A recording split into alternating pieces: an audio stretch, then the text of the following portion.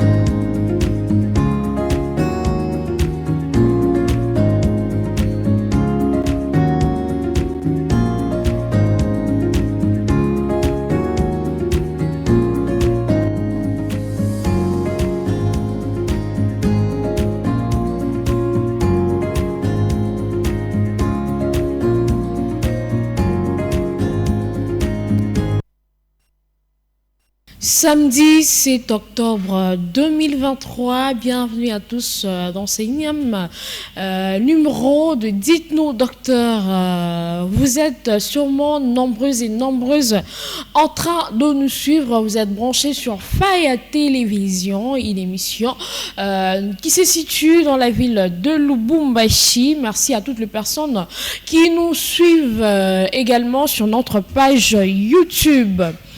Il y a de l'espoir pour ceux qui vivent, mais également il y a aussi de l'espoir pour ceux qui vivent, qui sont en bonne santé, mais également pour ceux qui ne le sont pas, puisque Dites-nous Docteur est une émission qui vous permet de guérir, de vous en sortir dans la situation difficile par laquelle vous trouvez. Dites-nous Docteur, c'est une émission de la santé. Nous abordons plusieurs sujets, comme vous le savez.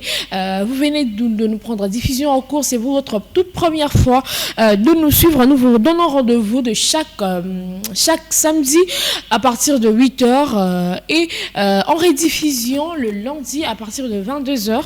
Également, cette émission, toutes nos émissions sont sur notre page YouTube. Dites-nous Docteur Yves Ntumba.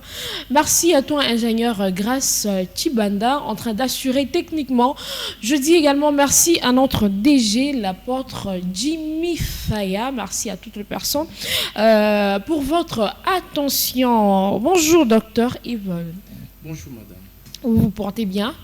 Oui, ça va. Aujourd'hui, notre sujet du jour est l'hépatite. L'hépatite, c'est une infection? Oui, c'est une infection. Oui, nous allons en parler. Oui. Au fait, l'hépatite, c'est une infection, je viens.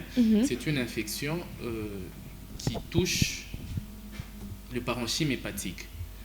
Alors, pour bien expliciter, c'est une infection qui touche le foie. Parce que quand on parle d'hépatite, l'hépatite, c'est relatif au foie. Ok.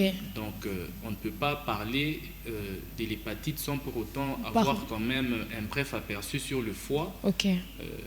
Une situation anatomique et quelques rôles que joue le foie. Voilà. Alors, c'est ça.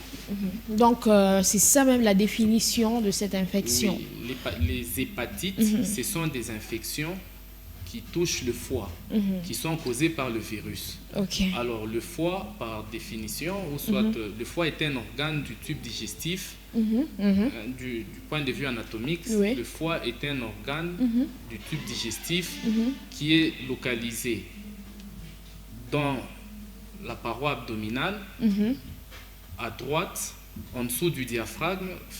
Le diaphragme, c'est un muscle qui sépare la cage thoracique et la cavité abdominale. D'accord. Voilà. Alors le diaphragme, il est juste, le foie est juste situé en dessous du diaphragme, au-dessus de l'angle colique droit. Donc quand on parle de l'angle colique, c'est-à-dire le côlon, vous voyez dans notre abdomen, nous avons l'intestin grêle et le grand intestin. Alors le grand intestin, il est formé des segments. Nous avons le côlon ascendant et l'angle colique droit, le côlon transverse, l'angle colique gauche, le côlon descendant, le côlon sigmoïde et le rectum. Alors le foie, il est juste situé au niveau de l'angle colique droit, en dessous du diaphragme. Alors le foie, il a certains rôles très importants, notamment dans la détoxification de tout ce que nos intestins ou soit notre tube digestif ingère, et le foie détoxifie tout ce qui n'est pas bon pour l'organisme. Ok. Voilà. Donc, le foie enlève le déchet et garde ce qui est important. Ce qui est important, voilà. Afin de permettre la synthèse, le foie permet la production de la vitamine A, qui est très importante pour nos yeux. Parce que quand le foie est malade, vous avez des problèmes d'yeux aussi. Ok. Oui, à travers les cellules de Ito. Il y a des cellules qui sont au niveau du foie, qu'on appelle des cellules de Ito, qui permettent la sécrétion de la vitamine A. Ah, donc le foie est connecté directement aux yeux.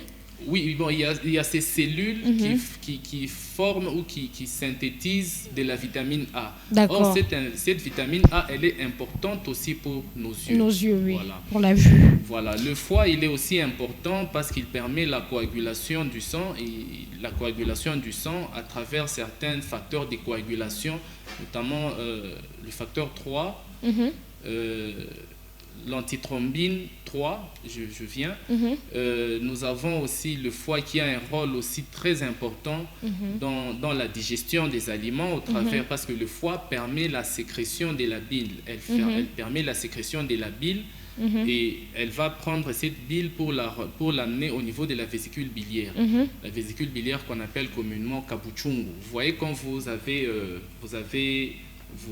égorgez le poulet, un poulet sur pied, vous allez voir, on a ce que les poulets, ce que nos mamans appellent kabuchungu. C'est ce qu'on appelle la vésicule biliaire.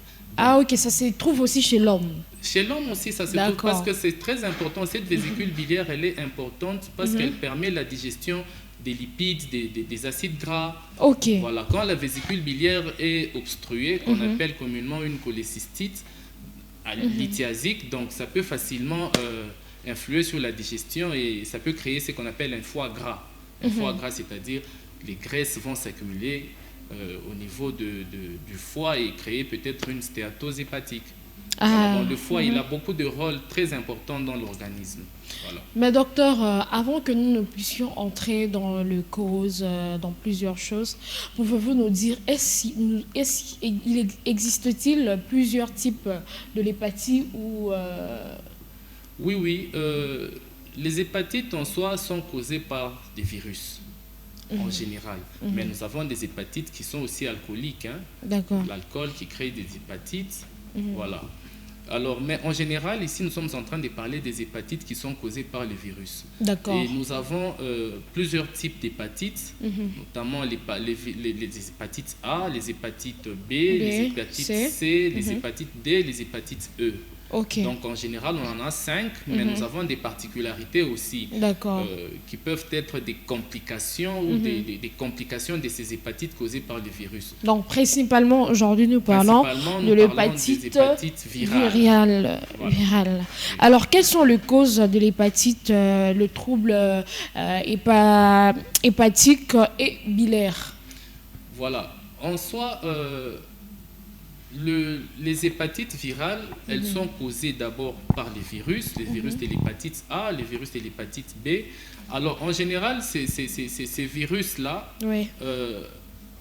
le mode de contamination d'abord, pour qu'on en arrive à votre question, les hépatites, si vous voyez les extrêmes, nous avons l'hépatite A et l'hépatite E qui sont des extrêmes. Ok. Oui, parce que nous avons A, B, C, D et E. D'accord. Alors, les hépatites A et E, leur mode de transmission, c'est un mode qui est orofécal. C'est-à-dire ça se transmet par une voie entérale, par la bouche, disons. Par exemple, vous mangez des aliments qui sont souillés par les matières fécales. Par exemple, il y a certaines personnes qui utilisent les matières fécales comme engrais. Et quand vous les utilisez comme ça, et que comme dans des légumes, et vous ne savez pas bien nettoyer ces légumes-là, et vous pouvez facilement attraper l'hépatite. Ok. Voilà. Nous avons aussi, vous voyez les petits enfants, quand ils jouent là, ils se grattent peut-être sur la peau, à l'anus, et puis il prend ses mains, il met dans la bouche, il peut facilement avoir aussi cette hépatite, ces hépatites A et E là-bas, parce que c'est une transmission qui est orofécale. C'est pourquoi quand vous voyez les enfants un enfant qui se gratte à tout moment au niveau de l'anus, il faut le couper les ongles. Il faut couper ses ongles parce qu'il va prendre ces matières fécales au niveau de l'anus et les mettre dans la bouche. Et là, il peut facilement avoir une hépatite. Voilà. Alors, les autres formes, voilà, la vésicule biliaire, c'est celle que nous voyons en vert là-bas. Elle est très importante dans la digestion. Dans la digestion de tout ce que nous mangeons comme aliment, la digestion dans notre organisme. Oui, je disais, alors les autres types d'hépatite, qui est l'hépatite B, C, D, ce sont des hépatites qui sont transmises par voie parentérale. Notamment parentérale, c'est-à-dire par voie autre que la bouche. Donc peut-être les injections, les personnes qui s'y tatouent, vous voyez, quelqu'un qui est infecté par le virus et il prend une seringue, les gens qui prennent des drogues souvent avec... Ils se droguent avec des seringues. Avec des seringues. Il se drogue, il ne désinfecte pas, il prend la même seringue, il utilise pour une autre personne. Voilà, les femmes qui font des piercings, il faut savoir avec quoi faire le piercing. Voilà, les piercings, se trouer les oreilles, là, afin de mettre des bijoux. Et il faut voir aussi... Donc nous lançons d'ailleurs un message aussi aux gens qui le font, de pouvoir toujours désinfecter. Désinfecter. Il faut toujours désinfecter, désinfecter en tout cas, parce que vous pouvez facilement avoir une hépatite. Vous avez aussi les homosexuels. Oui, les homosexuels, la plupart du temps, ils font des hépatites. Vous avez aussi des personnes qui sont, comment je peux dire, les homosexuels, et puis les piercings, les injections à tort et à travers. Voilà, vous vous embrassez avec quelqu'un parce que la transmission, elle peut se faire aussi par nos sécrétions. Les sécrétions vaginales, la salive. Vous embrassez quelqu'un qui a une hépatite, surtout les hépatites B là que vous voyez, ce sont les très mauvaises. Alors, quand vous avez parlé d'une cholécystite là. Donc, la cholécystite, c'est une infection de la vésicule biliaire. Quand le foie est malade, facilement, il peut se répercuter au niveau parce que le foie ne va plus produire de la bile, parce que c'est le foie qui produit la bile et il transmet cette bile au niveau de la vésicule biliaire. La vésicule biliaire n'est qu'un endroit de stockage de cette bile qui est produite par le foie. Or, quand le foie il est malade, il ne saura pas jouer son rôle de production de la bile. Alors, la bile va poser des problèmes. Voilà, c'est un peu ça. Donc là, nous sommes en train de voir en illustration. Oui, nous voyons en illustration les images du foie. Ça, c'est le foie. Parties touchées. Il y a des parties qui sont touchées. Nous avons le foie qui est normal et le foie qui est touché. C'est où il y a de petites taches là en blanc. Oui, c'est juste une illustration pour faire voir. Et vous allez voir même que le foie qui est enflammé là-bas, c'est-à-dire l'inflammation. Donc, le foie qui prend de volume. Voilà. D'accord. C'est ça, si vous voyez, il y a le foie normal, et le foie qui est inflammé. Voilà, ce sont des petites illustrations comme ça. Alors, docteur, comment découvrir que là, nous sommes en train de souffrir de l'hépatite? Donc, quels sont les signes? Oui, au fait, les signes d'une hépatite... En quelque sorte, le symptôme. Oui. Les signes sont multifonctionnels, parce que nous avons des signes, nous pouvons avoir un ictère. Un ictère, c'est la coloration jaunâtre de nos téguments. Parce que la bile aussi, elle a pour rôle, la bile qu'on a vue là en illustration en vert, elle a pour rôle dans la digestion, et cette bile, elle colore, voilà. Celle qui est en vert. Oui, elle a une couleur jaune verdâtre.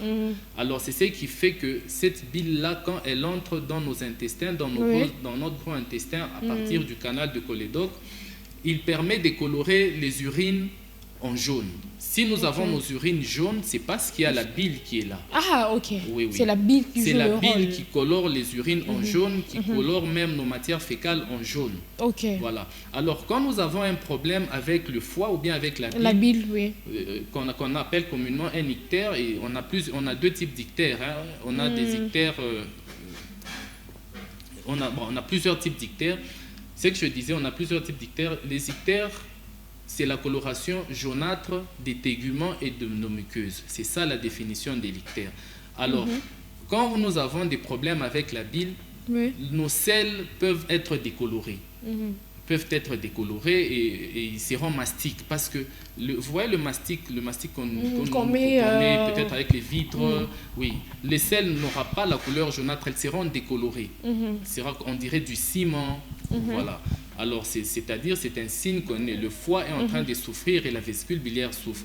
Alors, si je dois revenir sur les symptômes des hépatites, donc nous pouvons avoir un ictère, nous pouvons avoir une asthénie physique parce que parmi le rôle du foie, le foie permet de produire aussi de l'énergie à travers les ATP. Donc dans la synthèse ou dans la biochimie, le foie permet de produire de l'énergie. Alors quand le foie devient malade, vous ne serez pas en mesure de produire, le foie ne produit plus de l'énergie et vous serez tout le temps fatigué. Donc physiquement nous serons affaiblis. Voilà, nous serons affaiblis. En médecine, on appelle une asthénie physique. Oui, nous aurons un ballonnement abdominal.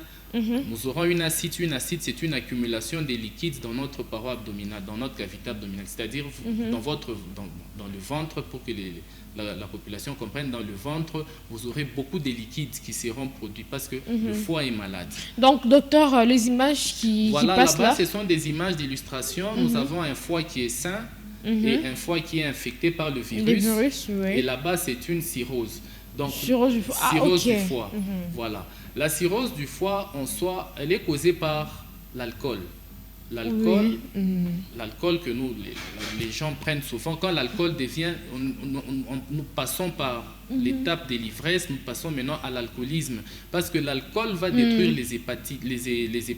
Les hépatocytes, ce sont les cellules du foie. D'accord. L'alcool va commencer à détruire ces hépatocytes et par conséquent, l'alcool va créer, quand les hépatocytes sont détruites, elles vont se fibroser. Quand elles se fibrosent, elles vont se ratatiner. Donc, les tissus hépatiques seront remplacés par un tissu cicatriciel. Et ce tissu cicatriciel va se fibroser et va donner le foie qui aura un aspect, une consistance très dure là. Voilà. Donc, docteur, que ce soit de la boisson fraîche contenant de l'alcool, le whisky, tout ça court. D'accord, oui, j'ai voulu vraiment éclaircir. De la bière, en tout cas tout ce qui est boisson alcoolisante, l'alcool détruit les cellules hépatiques. Et vous allez voir que vous aurez à la longue, quand ça passe de la phase aiguë à la phase chronique, les cellules hépatiques vont souffrir parce que cet alcool que vous prenez, dans l'alcool, il y a l'éthanol. Cet éthanol va aller détruire, va empêcher le bon fonctionnement de ces cellules du foie qu'on appelle les hépatocytes. Alors ces hépatocytes vont entrer en souffrance. Et quand cette souffrance devient chronique, alors les hépatocytes vont se transformer en tissu cicatriciel. Et tissu cicatriciel, donc ça sera, on dirait, une cicatrice là et ça se fibrose et le foie va se ratatiner. C'est la différence qu'il y a entre une cirrhose de foie et un cancer du foie. Parce que dans le cancer du foie, par définition, le cancer, c'est une multiplication anarchique de nos cellules. Admettons que le foie devait avoir, c'est un exemple que je donne, devait avoir normalement 10 cellules. Mais quand vous avez un cancer du foie, ces 10 cellules vont se multiplier. Alors, quand vous voyez que ça se multiplie, ça va prendre du volume. Voilà, c'est ça la différence du point de vue anatomopathologique entre une cirrhose du foie et un cancer du foie. Donc, le cancer du foie, il va prendre du volume, vous aurez un très gros foie là, et tandis que dans la cirrhose, le foie devient tout petit, il se ratatine, il devient dur comme une pierre. Voilà. Alors, docteur, quel est le danger que court une personne souffrant de l'hépatite? Oui, au fait, le danger que court cette personne, c'est que tout le rôle que devait jouer le foie ne sera pas fait. Par exemple, le fait de produire des facteurs de coagulation, ce sont des personnes qui vont commencer à saigner à tout moment. Et quand vous saignez à tout moment, vous voyez que vous aurez une anémie. Et l'anémie peut vous conduire à la mort. Soit, quand le foie devient malade, on aura une augmentation des enzymes hépatiques qu'on appelle des transaminases. Parce que même quand il y a des hépatites comme ça, pour diagnostiquer les hépatites, on fait un bilan biologique. On dose des transaminases. Les transaminases, ce sont des enzymes que l'on trouve au niveau du foie, dans les cellules du foie. Or, quand ces transaminases-là, ces enzymes-là, on les trouve dans le sang, c'est-à-dire que le foie est en train de souffrir. Alors, vous aurez une augmentation de ces enzymes-là. Or, quand ces enzymes-là sont augmentées dans le foie ne s'est pas protégé. Le foie protège aussi le cerveau. Alors, quand le foie devient malade, le cerveau sera touché. On peut avoir ce qu'on appelle une encéphalopathie hépatique. Et quand ça vous atteint comme ça, en tout cas, c'est très grave et vous pouvez en mourir. Ou soit si vous guérissez, en tout cas, vous resterez avec des séquelles. Bon, vous pouvez être débile, ou soit vous pouvez être un arriéré mental. Puisque déjà vous nous parlez de la guérison, comment s'est fait le diagnostic ainsi que le traitement? Oui, le diagnostic, il se fait d'une manière biologique d'abord. Quand un malade vient au cabinet de consultation, on pose des questions et vous allez l'examiner. On fait une palpation. On a d'abord un examen qui est dit clinique. On va palper le foie, on va voir sa consistance, on va voir son aspect, donc on palpe, on palpe sa peau, sa consistance. Non, au niveau de l'abdomen, parce que quand le foie est malade, il prend de volume. On verra si le foie est à combien de travées de doigts, il est augmenté de volume, à combien de centimètres. Ça, ce sont des termes qui sont purement médicaux. Oui, quand on arrive à diagnostiquer, on va voir les conjonctivites. On va voir si ces conjonctivites sont colorées ou pas, et aussi ils sont ictériques ou pas. Parce que s'ils sont ictériques, c'est-à-dire que le foie est en train de souffrir. Voilà, on a un ictère.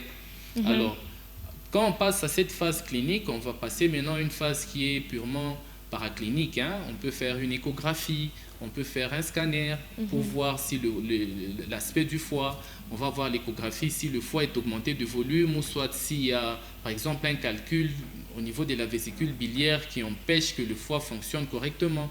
Alors, on va faire un bilan paraclinique. Dans le bilan paraclinique aussi, on pourra faire on va faire un dosage des enzymes hépatiques qu'on appelle communément des transaminases. On peut doser l'albumine. Il y a certains examens que l'on peut faire.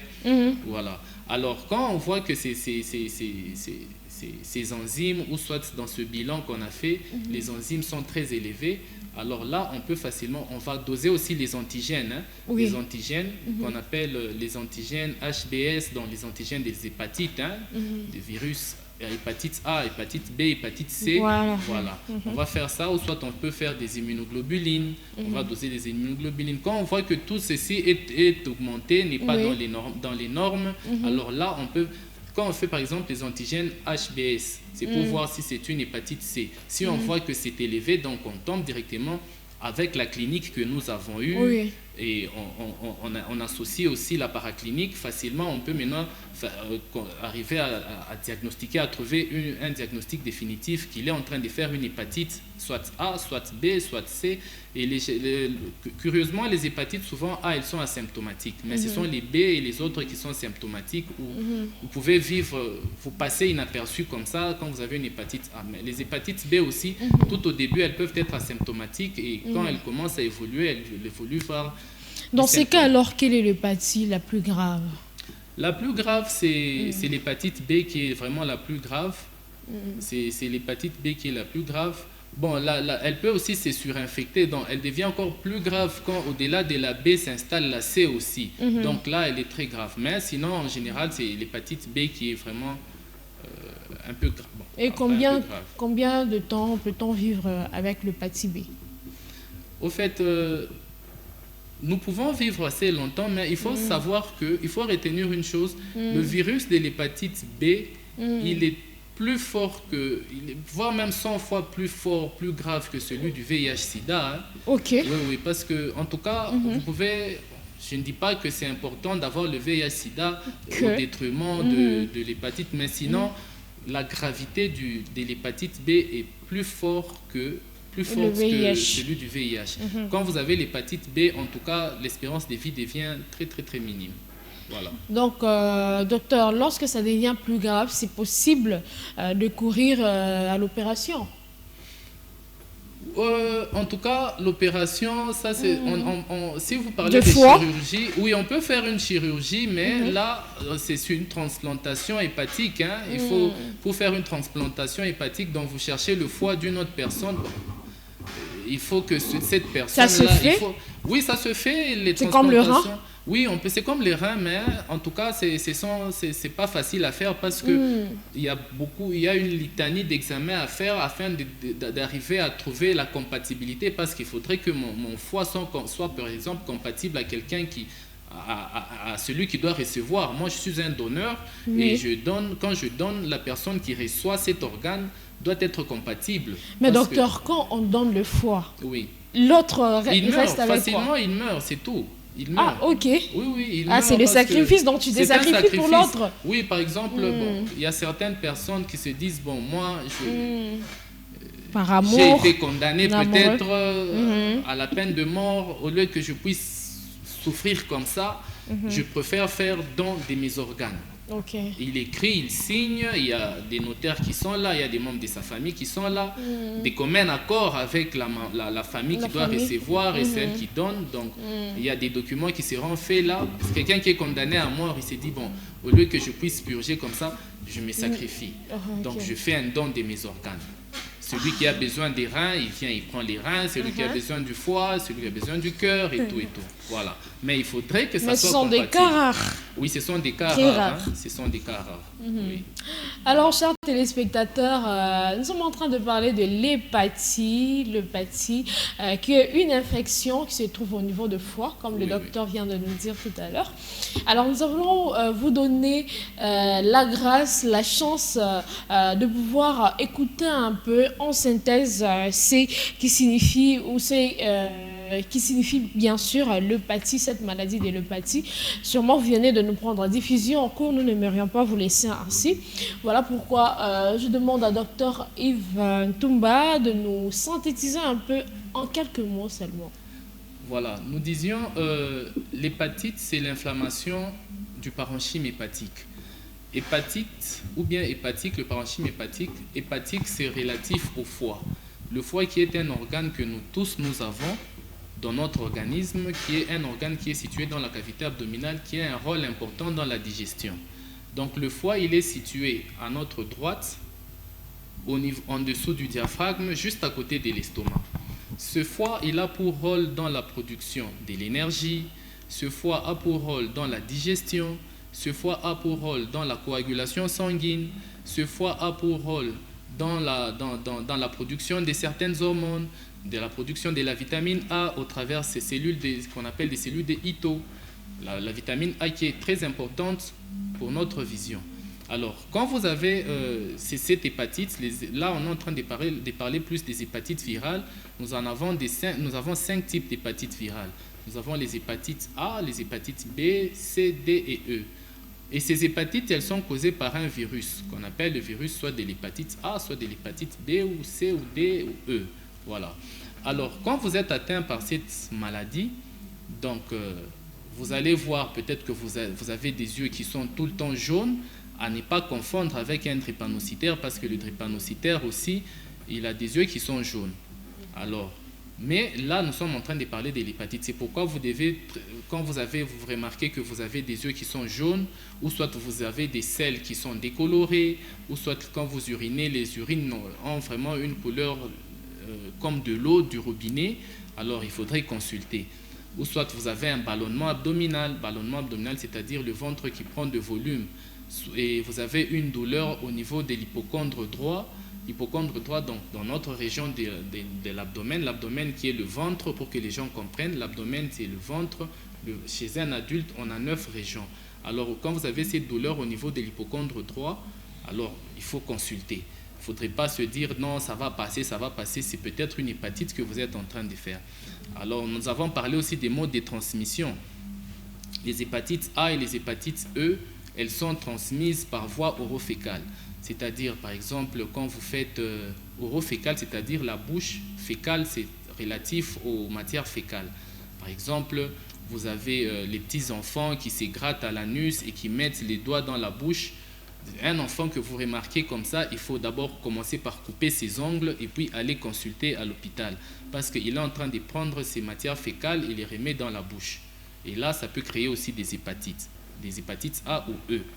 Et nous avons dit aussi les personnes qui ont des comment je peux dire, des homosexuels, vous faites des rapports sexuels, les piercings, vous utilisez des seringues sans être... Les personnes qui se droguent avec des seringues là, sans désinfecter, vous prenez cette seringue, il s'injecte, et la même seringue, il injecte à quelqu'un d'autre, il peut prendre les germes, ces virus-là, et les transmettre chez son copain ou c'est son ami. Oui. Alors nous avons parlé aussi des embrassements parce que le virus de l'hépatite B, il se situe aussi, on l'a aussi dans nos sécrétions. Donc les sécrétions, ce sont les liquides, les liquides que nous produisons. Les femmes peut-être dans les sécrétions vaginales, les hommes ou soit par les sécrétions salivaires. Moi, admettons que j'ai une hépatite B et que j'embrasse une personne, je peux facilement contaminer parce que le virus se situe aussi dans ces sécrétions-là. Donc, c'est un peu ça, d'une manière brève. D'une manière brève, voilà tout ce que vous pouvez retenir. Avez-vous un mot à ajouter, docteur? Oui, bon, un petit conseil peut-être. Un petit conseil, quand vous remarquez que vous avez ces genres de symptômes, parce que parmi les hépatites, il y a des hépatites qui sont asymptomatiques, donc qui ne donnent pas de symptômes. Il n'y a pas de symptômes. Mais quand les risques deviennent accrus, là maintenant les symptômes peuvent s'installer. Mais il y a des hépatites qui sont curables, notamment les hépatites A et E, parce que tout ce que nous allons ingérer vont s'éliminer par les matières fécales. Oui, mais l'hépatite B, c'est une hépatite qui est quand même grave, parce que ce virus-là est très mortel et il est 100 fois plus que le virus du VIH-Sida. Voilà. Donc c'est une maladie qui n'est pas héréditaire. Non, c'est pas héréditaire, ça se transmet. Mais par exemple, dans les hépatites E, la mère peut transférer le virus à son fœtus. Oui. Et c'est très souvent ces genres d'hépatites que les hépatites E, on les trouve plus chez les femmes enceintes. Oui, parce que chez les femmes enceintes, quand la mère a cette hépatite, elle peut facilement transférer ça chez son fœtus et ça peut soit créer des morts fétales unitaires, donc le bébé, le fœtus meurt directement dans le ventre, soit ça peut créer des avortements. Ou soit quand le fœtus naît... Mais par quel moyen cette femme enceinte peut-elle être atteinte de l'hépatite? La femme enceinte ou le fœtus? La femme enceinte. En fait, parce que le mode de transmission des contaminations, c'est oral. Donc, la mère qui mange n'importe quoi... par exemple, il y a des femmes qui se disent, moi, quand je suis enceinte, j'aime bien être à côté du fosse septique, avoir de mauvaises odeurs, là, ça me fait du bien. Mais... Or, la fosse septique, autour de la fosse septique, il y a des mouches et elle peut être là, à côté de la fosse septique, elle prend, je ne sais pas, sa nourriture, elle met là-bas. Et quand la mouche passe sur les matières fécales, vient déposer là-bas et elle peut facilement être contaminée. Et quand elle est contaminée comme ça, le virus passe directement au niveau de la barrière placentaire. Et il va contaminer le fœtus. Donc ce virus-là, il arrive au niveau du fœtus, il peut tuer le fœtus, soit il peut faire un avortement. Si le fœtus, par miracle, ou soit s'il arrive à résister, ce fœtus-là peut naître avec une hépatite aussi. Et ça, c'est pas bien, c'est un peu grave aussi. C'est un peu ça. Alors, donc, je vais vraiment insister sur les mesures hygiéno-diététiques. Donc, il faut vraiment avoir une hygiène saine. Quand vous mangez des légumes, il faut vraiment très bien les nettoyer. Très bien les nettoyer avec beaucoup d'eau. Comme on dit en Swahili, kusumpu la malédine. Voilà, c'est très important. C'est très très important au risque de ne pas contracter une hépatite. Voilà. Alors, chers téléspectateurs, téléspectatrices, surtout les femmes enceintes, parce que nous avons fini avec l'hépatite E. L'hépatite E. Chez les femmes enceintes, faites très très attention, prenez soin de vous. Ne vous livrez pas trop aux caprices parce que vous pouvez contaminer de l'empathie. Question aussi de protéger cet enfant. Alors, qui commence bien, finit bien. Nous sommes à la fin de notre émission. Je dis merci à ingénieur Grace Chibanda de nous avoir rassuré techniquement. Je dis également, je m'en vais souhaiter bonne chance et félicitations à tous les étudiants qui sont en train de passer à leur collation aujourd'hui, collation de grade. Alors, je dis particulièrement félicitations à toi et bonne chance à toi, Divin Kabila. Et merci à tout le monde. On se fixe le rendez-vous pour le samedi prochain.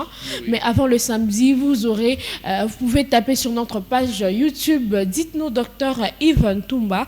Vous aurez l'intégralité de notre émission. Vous pouvez également nous suivre demain en rediffusion à partir de 22h30. Lundi à 22h30. Le lundi à 22h30, vous suivrez cette émission en rediffusion. Je dis merci à vous tous. Quant à moi, quant à nous, on vous retrouve les samedis prochains et bon week-end à tous.